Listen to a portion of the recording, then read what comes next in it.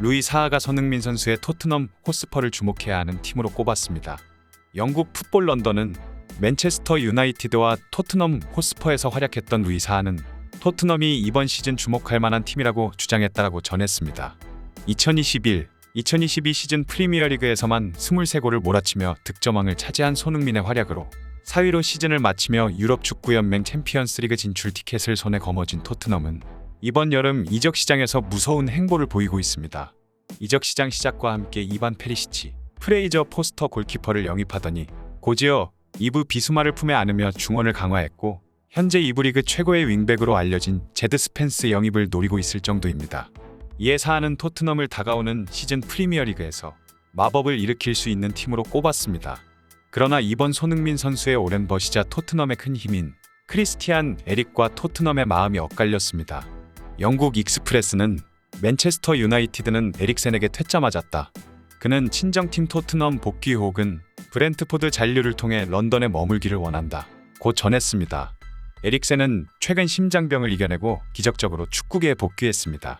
그는 지난해 6월 핀란드와 유로 2020 조별리그 경기 도중 심장마비로 쓰러져 제세동기를 착용했지만 모두 이겨냈습니다.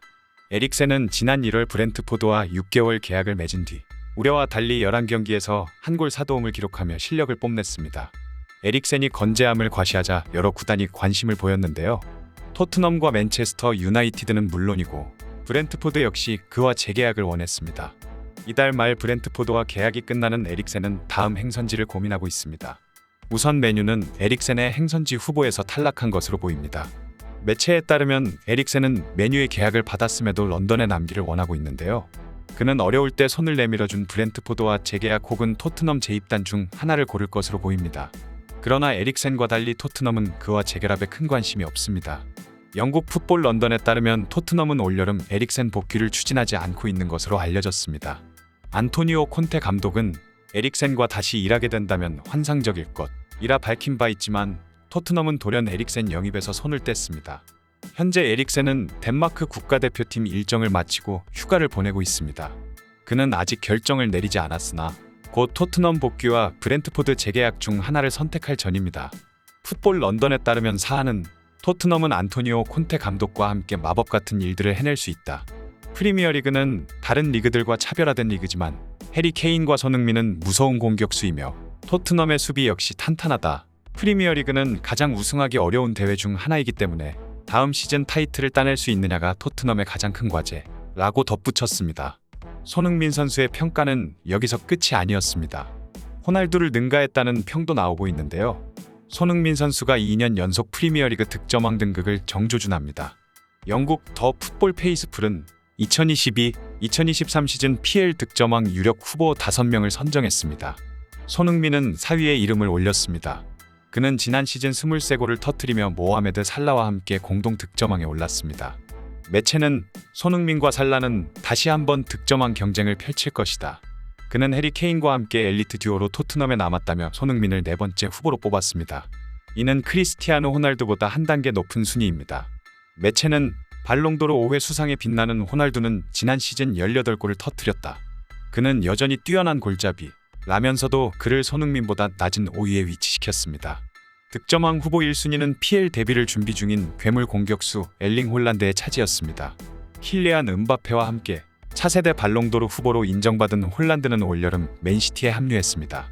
매체는 홀란드는 도르트문트 유니폼을 입고 2년 반 동안 89경기에서 86골을 터뜨렸다. 그는 케빈 데 브라위너, 필포든, 리아드 마레즈의 패스를 즐기게 될 것이라며 홀란드의 득점왕 등극을 점쳤습니다.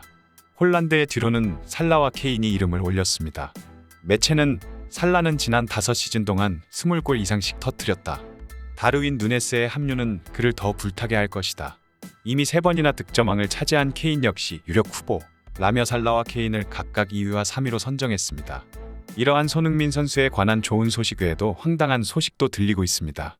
1년을 기다린 인종차별의 결과가 고작 사과문이라는 것에 영국 현지서도 처벌이 약했다는 의견입니다. 영국 매체 스퍼스웹은 어떤 사람들은 인종차별이란 범죄의 성격을 고려할 때 처벌이 충분히 엄격하지 않다고 말할 것이다. 그것에 대해 반박하긴 어렵다. 고 밝혔습니다. 지난 21일 영국 경찰은 지난해 4월 있었던 맨유 팬들의 손흥민 SNS 테러에 대한 공식 입장을 내놓았습니다.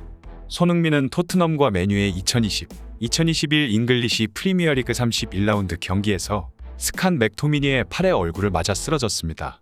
이후 에딘손 카바니의 득점이 이뤄졌지만 비디오 판독 끝에 앞선 파울이 인정되고 카바니의 득점이 인정되지 않으면서 맨유 팬들은 격분했습니다. 그중 일부는 손흥민의 SNS에 개고기나 먹어라는 등 인종차별성 댓글을 아무렇지 않게 내뱉어 논란이 됐습니다. 결국 영국 경찰이 정식 조사에 나섰고 20대부터 60대까지 다양한 연령층의 악플러 12명이 적발됐습니다. 맨유 구단은 경찰의 구금 소식 후 이들에게 경기장 출입 금지 조치를 했고 영국 경찰의 입장은 최근에야 나왔습니다. 1년을 기다렸지만 처벌 수위는 예상보다 낮았습니다. 이들은 초범 혹은 범죄 사실이 크지 않았을 때 공식적인 법적 절차를 밟지 않는 선에서 사건을 마무리하는 제도 중 하나인 커뮤니티 해결 명령 처분을 받았습니다. 고작 사과문 하나를 쓰고 끝났다는 사실에 영국 현지도 당황함을 숨기지 못했는데요. 이러한 여론을 전한 스퍼스웹은 처벌 수위가 약하다는 말에 동의하면서도 그래도 경찰이 익명성에 숨어 SNS에서 증오를 표출하는 사람들에게 조치했다는 사실에 기쁘다. 사람들은 너무 오랫동안 나쁜 행동을 해왔고 이제 더 이상 그런 짓은 용인돼선 안 된다. 고 주장했습니다. 월드클래스 손흥민 선수가 전 세계에서 사랑받는 그날까지 더 좋은 소식 전해드리겠습니다. 구독과 좋아요, 알림 설정은 큰 힘이 됩니다. 시청해주셔서 감사합니다.